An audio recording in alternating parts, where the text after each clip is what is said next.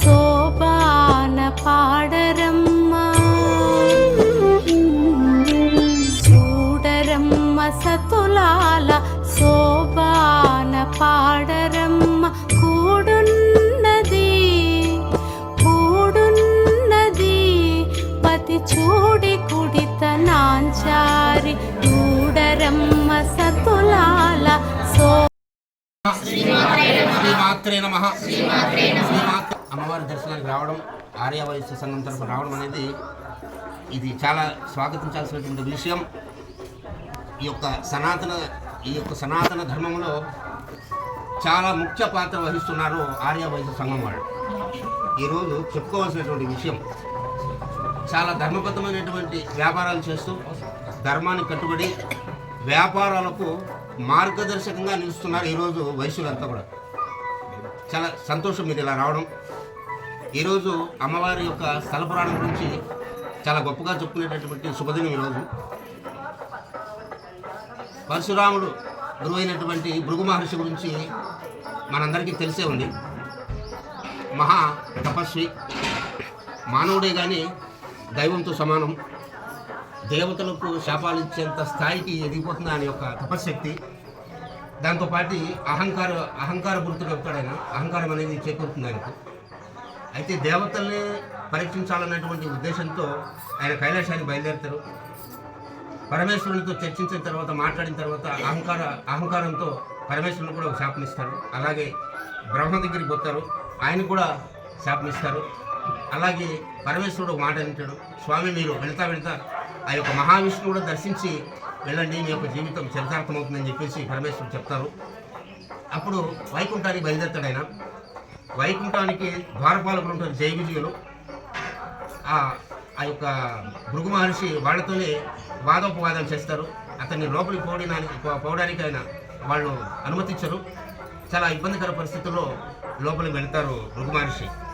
అయితే అక్కడ మహావిష్ణువు పవళించి లక్ష్మీ అమ్మవారితో లోక కళ్యాణార్థమై వాళ్ళు చర్చించుకుంటూ ఉంటారు. ఆ సమయంలో కనీసం అర నిమిషం కూడా సమయం ఇవ్వకుండా కోపోద్రేకులై భృగు మహర్షి లక్ష్మీ నిలయమైనటువంటి హృదయం మీద తన్నడం జరుగుతుంది. ఆ తనంగానే ఏం స్వామి మీ పాదాలు ఏమైనా కందిపోయినాయని చెప్పేసి భృగు మహర్షి యొక్క పాదాన్ని తన చేతిలోకి తీసుకొని నిమురుతూ, అతను భృగు మహర్షి త్రినేత్రుడు అనమాట. ఆ యొక్క త్రినేత్రాన్ని తన యొక్క బటన్ వేలుతో అదిమడం జరుగుతుంది. ఎప్పుడైతే అదిమేస్తాడో అప్పుడు తనలో ఉన్నటువంటి హర్షడ్ వర్గంలోని నశించి సత్యాన్ని గ్రహించినటువంటి భృగు మహర్షి శాంతి పొంది సత్యాన్ని గ్రహించిన తర్వాత మహావిష్ణువు యొక్క పాదాలు గట్టిగా పట్టుకొని, స్వామి నన్ను క్షమించండి, తప్పైపోయింది, నేను మానవ మాత్రుని అని చెప్పేసి గట్టిగా కాళ్ళు పట్టుకొని కళ్ళ నీళ్ళు పెట్టుకొని ఆయన గట్టిగా కాళ్ళు పట్టుకుంటాడు. మీరు క్షమించినానని చెప్పినంత వరకు మీ పాదాలు నేను వదలని చెప్పేసి మహావిష్ణువు యొక్క పాదాలు గట్టిగా పట్టుకుంటాడు. అప్పుడు ఆయన వదిలేస్తారు. అక్కడ కూర్చున్నటువంటి మహాలక్ష్మి అమ్మవారికి ఆత్మాభిమానం దెబ్బతింటుంది. ఎందుకంటే సహజంగా ఇప్పుడు కూడా తను ఏమైనా పర్వాలేదు కానీ భర్తను ఏమైనా నిందిస్తే ఏ స్త్రీ కూడా ఒప్పుకోరనమాట, చాలా కోపద్రికులు అవుతారు. ఆ రకంగా మహాలక్ష్మి వారు ఆత్మాభిమానం దెబ్బతిన్నటువంటి పరిస్థితులలో ఆమె వైకుంఠాన్ని వదిలి భూలోకానికి వచ్చేస్తుంది. భూలోకానికి రాగానే కొల్హాపూర్లో ఆమె అడిగెడుతుంది. అంటే అప్పటికి అక్కడ మహారాష్ట్ర ఉందో లేదో, అక్కడ ఊరు ఉందో లేదో తెలియదు. ఎందుకంటే అది కృతయుగం. అప్పటికి ఎన్ని ఊర్లు ఉన్నాయో, ఇక్కడ ఏం జరుగుతుందో ఎవరికి తెలియదు. అటువంటి పరిస్థితుల్లో ఆమె అక్కడ కాలు మోపుతుంది. దాని తర్వాత అప్పుడు ఏంటంటే కృతయుగం ముగుస్తున్నటువంటి సమయం. దాని తర్వాత త్రేతాయుగం అవతారం కంప్లీట్ అవుతుంది. దాని తర్వాత ద్వాపర యుగం అది కంప్లీట్ అవుతుంది. ద్వాపర యుగము ముగుస్తున్నటువంటి సమయంలో లోక కళ్యాణార్థమై కలిని సృష్టిస్తాడు మహావిష్ణువు.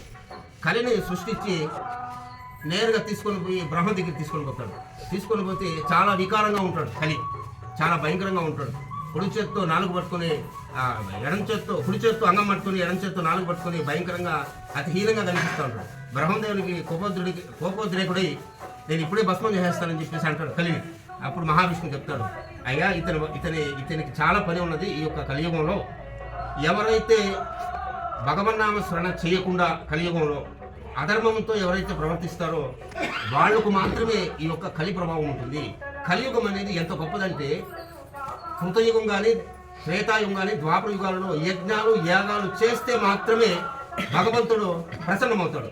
ఈ కలియుగం అలాంటిది కాదు, చాలా గొప్పది. ఎవరైతే మహావిష్ణువు యొక్క పాదాలు వదలకుండా భగవన్నామ స్మరణ చేస్తూ ఎప్పుడు ధార్మికంగా ఆధ్యాత్మికంగా ధర్మబద్ధమైనటువంటి జీవితాన్ని ఎవరైతే గడుపుతారో వాళ్లకు కలి ప్రభావం ఉండదు. అంతేకాకుండా వాళ్ళు అత్యుత్తమమైనటువంటి జన్మలకు అర్హులవుతారు. అంతేకాకుండా అంతకంటే మించి గొప్ప పనులు చేయగలిగితే వాళ్లకు కృతయుగములో జన్మ వచ్చేటటువంటి అవకాశం ఉంటుంది అని చెప్పేసి మహావిష్ణువు బ్రహ్మకు సెలవిస్తాడు. సరే, ఆయన నేరుగా వచ్చేసి ఆయన కూడా విరహవేదనతో బాధపడుతూ ఉంటారు. మహాలక్ష్మి మాకు దూరమైందన్నటువంటి బాధ స్వామివారు కూడా ఉంటుంది. దాని తర్వాత బకుళమాతను ఆశ్రయిస్తాడు స్వామివారు. అప్పుడు అక్కడ ఉండి పద్మావతి అమ్మవారిని ప్రేమ వివాహం చేసుకుని దాని తర్వాత అదంతా కూడా మనకు తెలిసిన విషయమే. దాని తర్వాత అమ్మవారు ఈ యొక్క కలియుగంలో కలిప్రభం, ఎందుకంటే ఆమె కోపోద్రేకముతో భూమి మీద వచ్చింది కాబట్టి కలియుగంలో అమ్మవారి మీద కూడా కలి ప్రభావం ఉంటుంది. అంటే దుఃఖానికి గురవుతూ ఉంటుంది.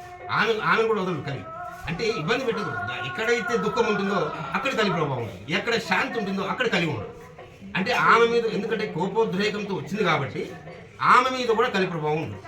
సరే, ఆ యొక్క కొల్హాపూర్ నుంచి నేరుగా ఈ యొక్క స్థలానికి అమ్మవారు చేరుకుంటుంది. ఒక దివ్య దృష్టితో ఆమె ఒక సిక్స్త్ సెన్స్ అంటారు, ఆ యొక్క మనసుతో ఆమె ఆలోచన చేసి నేరుగా ఇట్లా తూర్పు వైపు ప్రయాణం చేసుకుంది. ఎక్కడి నుంచి? కొల్హాపూర్ నుంచి. ఇక్కడికి వచ్చి ఆమె సేద తిరుగుతూ తపస్సు చేయడానికి పూనుకుంటుంది. ఓం నమో నారాయణాయ, ఓం నమో నారాయణ అంటూ ఆమె తీవ్రమైనటువంటి స్వరముతో ఇక్కడ తపస్సు చేస్తూ ఉంటుంది. తపస్సు చేస్తూ ఉన్నటువంటి సందర్భంలో నారద మునీంద్రుల వారు ఆకాశ వీధిలో తిరుమల క్షేత్రానికి ప్రయాణమై వెళుతూ ఉంటుంది. ఇక్కడ ఓం నమో నారాయణ అన్నటువంటి శబ్దాన్ని విన్నటువంటి ఆయన కిందికి దిగి ఇక్కడ ఏం జరుగుతుందో చూశారు. అక్కడ దివ్యమైనటువంటి రూపంతో మహాలక్ష్మి అమ్మవారు భగవన్నామ స్మరణ చేస్తూ తపస్సు చేసుకుంటూ ధ్యానం చేసుకుంటూ ఉంటుంది అమ్మవారు. అది గ్రహించి నేరుగా పోయి వెంకటేశ్వర స్వామికి చెప్తారు. స్వామి, మహాలక్ష్మి అమ్మవారు చాలా తీవ్రంగా విరహవేదనతో మీకోసం ఆమె తపస్సు చేస్తూ ఉంది. ఆ తీవ్రతరం కాస్త ఎక్కువైతే ఈ లోకానికి కీడు జరిగేటటువంటి అవకాశం ఉంటుంది. దయచేసి ఆమె తొందరగా వెళ్ళి ఆమెను శాంతింపజేయండి అని చెప్పేసి అక్కడ నారద ముని వారు వెంకటేశ్వర స్వామి చెప్తారు. అప్పుడు ఆయన స్వామి యథావిధిగా రాకుండా ఎరికల సాని రూపంలో వస్తారు.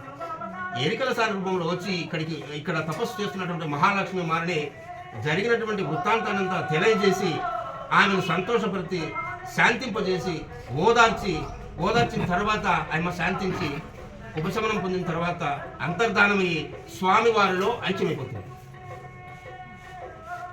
మరి ఇక్కడికి వచ్చినటువంటి వెంకటేశ్వర స్వామి ఉన్నారు కదా, ఎవరు? ఎరికల సాని వెంకటేశ్వర స్వామి. ఆ ఎరికల సాని వెంకటేశ్వర స్వామి స్త్రీ రూపంలో ఉన్నటువంటి వెంకటేశ్వర స్వామి. మరి మహాలక్ష్మి అంటున్నారు కదా స్వామి అంటే, ఆ వెంకటేశ్వర స్వామిలోనే హృదయంలోనే మహాలక్ష్మి ఉన్నారు కాబట్టి మనం స్త్రీని మొదటగా ఉచ్చరిస్తాం. అందులో స్త్రీ రూపం ఉంది కాబట్టి మహాలక్ష్మి అంటున్నాం. చూడండి, అంటే ఇద్దరు ఉన్నారు అక్కడ, వెంకటేశ్వర స్వామి, మహాలక్ష్మి వారు ఇద్దరు. అయితే అప్పట్లో మనం ట్రైబల్స్ అంటాం, అంటే ఏమంటారు, ఈ అనాగరికులు ఉంటారు చూడండి, అటవీ జాతి వారు అమ్మవారిని కొలిసేవారు. కొంతకాలానికి వాళ్ళ యొక్క సామాజిక వర్గం అనేది బలహీనపడింది. అప్పుడు అమ్మవారికి పూజలు జరగలేదు. కొంతకాలానికి, అంటే దాదాపు 120 సంవత్సరాలు ముందు ఇక్కడ కూర్చోన్నట్లు పెద్ద కృష్ణారెడ్డి గారు, కృష్ణారెడ్డి గారు వాళ్ళ తండ్రి గారు అయినటువంటి రామచంగారెడ్డి చాలా ధర్మాత్ముడైన చాలా గొప్ప మనిషి. వాళ్ళు భోంచేసేటప్పుడు కూడా 4 వైపులా చూసి భోంచేస్తారు. ఎవరైనా అతిథులు వస్తారా, ఎవరైనా పరస్థలం, అంటే ఎవరైనా బయట నుంచి వచ్చి భోజనం కోసం ఏమైనా ఇబ్బంది పడుతున్నారా, అంటే ఆ రోజుల్లో హోటళ్ళు లేవు కదా, ఎవరైనా వస్తారేమో అని చెప్పేసి వేచి ఉండి దాని తర్వాత భోంచేసేవాళ్ళు. వాళ్లకు ఈ కొల్లాపురం మహాలక్ష్మి వారు ఆ చెంగారెడ్డి గారికి కళ్ళు కనిపిస్తుంది.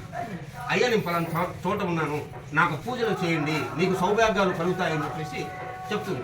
ఆయన ఇది స్వప్నమే కదా అని చెప్పేసి నిర్లక్ష్యంగా కొంతకాలం గడిచిపోతుంది. ఒకసారి ఇక్కడ పొలం ఉంది వాడికి, ఆ పొలం దగ్గరికి వస్తే తనను వాకు వెంబడిస్తుంది. వాకు ఆకాశవాణిలాగా వాకు వెంబడిస్తుంది. అయ్యా, నేను పలానా చోట ఉన్నాను, నేను పలానా చోట ఉన్నాను. ఎక్కడ తల్లి, మొన్న కూడా నువ్వు స్వప్నంలో కనిపించినావు, నాకు ఎక్కడ మీరు కనిపించలేదు, రావయ్యా నా వెంట రా అని చెప్పేసి తీసుకొని వచ్చి చూస్తే అమ్మవారు అక్కడ ఉంటారు. అయితే అమ్మవారు దొరికిన వెంటనే ఏం చేశాడంటే, ఎవరు చెప్పలేదు, ఆయన తీసుకుని బియ్యం గరిసె ఉంటుంది కదా, బియ్యం గరిసెలో అమ్మవారిని పెట్టేసి రోజు ఆయన తగ్గట్టుగా ఆయన పూజ చేసుకుంటా ఉన్నారు. ఇంట్లో ఆడవాళ్ళు కూడా చెప్పలేదు, తన ధర్మపత్ని కూడా చెప్పలేదు. అయితే సాయంత్రం అయితే గజ్జల సౌండ్ వస్తుంది. ఇంట్లో గజ్జల సౌండ్ వస్తూ ఉంటే ఏదో అందులో ఇప్పుడున్నటువంటి తెలివితేటలు లేవన్నమాట. ఏదో వస్తుంది, నా ఊహ ఏమో, ఇది ఇమాజినేషన్ ఏమో అన్నట్టు ఆయన ఉంటుంది. అయితే 6 నెలలైనా 7 నెలలైనా ఆ గరిసెలో ఉండే ధాన్యం అయిపోవాలి. తోడుతూ ఉంటే వస్తానే ఉన్నాయి.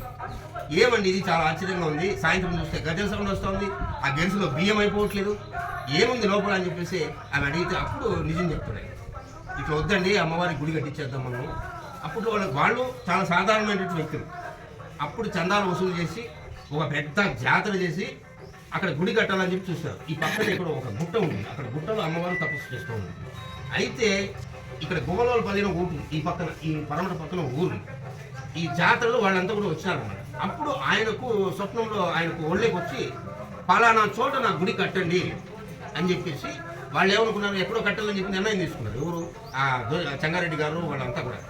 అయితే ఆయన స్వప్నంలోకి వచ్చి పలానా చోట మాత్రమే గుడి కట్టండి అని అంటే అప్పుడు భీకారమైనటువంటి అరణ్యం ఇదంతా కూడా. మరి ఇక్కడ జనాలు అవి రారు కదమ్మా, మరి ఎవరు మీకు పూజలు చేస్తారు అని అంటే ఇది ఒక పెద్ద ధార్మికమైనటువంటి కేంద్రంగా భవిష్యత్తులో తయారవుతుంది, ఇక్కడ మీరు కట్టండి, ఇక్కడే కట్టి తీరండి అని చెప్పేసి ఇక్కడ రహదారి ఒకటి వస్తుంది, దక్షిణం నుంచి ఉత్తరానికి ఇట్లా ప్రయాణం అయ్యేటటువంటి ఒక రహదారి వస్తుంది, ఇక్కడ అద్భుతమైనటువంటి అభివృద్ధి చెందుతుంది, ఇక్కడ నాకు గుడి కట్టండి, ఇక్కడ వాస్తు భౌగోళికంగా ఇక్కడ అద్భుతమైనటువంటి వాస్తు ఉంది అని చెప్పేసి అమ్మవారు వాకిచ్చింది. అప్పుడు ఇక్కడ కట్టినారన్నమాట. కట్టిన తర్వాత ఇంకా మహాలక్ష్మి అమ్మవారే వాళ్ళ ఇంటికి వెళ్ళిపోతే వాళ్ళ ఇల్లు వాకిలు ఎలా ఉంటుందో మీరు అర్థం చేసుకోండి. ఆరోగ్యము, ధనము, ధాన్యము, ఐశ్వర్యము, భోగభాగ్యాలు, సిరి సంపదలు, మంచి రాజ్యభోజ్యము ఇవన్నీ కూడా వాళ్ళకు కలిగినాయమ్మా. రాష్ట్రంలో టాప్ 10లో ఉన్నారు వాళ్ళు, అంటే 10 మందిలో ఒకరు ఉన్నారు. ఆయన కూడా చాలా ధర్మబద్ధమైనటువంటి వ్యక్తి సిద్ధరామరెడ్డి గారు. జడ్పీటీసీ చైర్మన్గా ఏకగ్రీవంగా ఆయన ఎన్నుకున్నారు. ఆయన ఎలక్షన్లో పోటీ చేయలేదు, అంటే అంత ధర్మాత్ములు అనమాట. వాళ్ళే రాజకీయంగా ఎదగాలనేది నా ఉద్దేశం కాదు, వాళ్ళకి అమ్మవారు ఎంత అనిపించింది. అవును, జడ్పీటీసీ. అయితే ఇప్పటికి కూడా వాళ్ళ ఊళ్ళో హై స్కూల్ కట్టించారు. ఈ మధ్యనే చిన్నగొడ్డికి జూనియర్ కళాశాల 4 కోట్లు పెట్టి ఒక పిల్లలు చదువుకునే దానికి ఒక బిల్డింగ్ కట్టించినారు. ఒక 10 కోట్లు పెట్టి ఇప్పుడే ఓల్డ్ ఏజ్ హోమ్ ఒకటి కడతా ఉన్నారు. 70 ఎకరాలు ఇస్కాన్కి ఇచ్చినారు. ఇస్కాన్కి ఇచ్చి మళ్ళీ పైన 2 కోట్ల రూపాయలు డబ్బు ఇచ్చి గోశాల పెట్టించినారు. ఇప్పుడు కళ్యాణ మండపం, డైనింగ్ హాల్, ఈ రకంగా ఎటువంటి స్వార్థానికి పాల్పడకుండా నిస్వార్థంగా సమాజమే దేవాలయంగా భావించి శక్తి వంచన లేకుండా వాళ్ళు ఈ రకంగా సేవ చేసుకుంటూ. ఎందుకంటే అమ్మవారి గురించి చెప్పాలి, ధర్మకర్తల గురించి కూడా చెప్పాలి. ఎందుకంటే మనం కూడా ప్రభావితం అవుతాం కదా, ఎంతో కొంత ఈ సమాజానికి సేవ చేయాలనేటువంటి మంచి మనసు అనేది కలుగుతుంది నా ఉద్దేశం. ధర్మబద్ధమైనటువంటి కోరిక తప్పకుండా శ్రీ కొల్లాపురం మహాలక్ష్మి వారు తీర్చుగాక.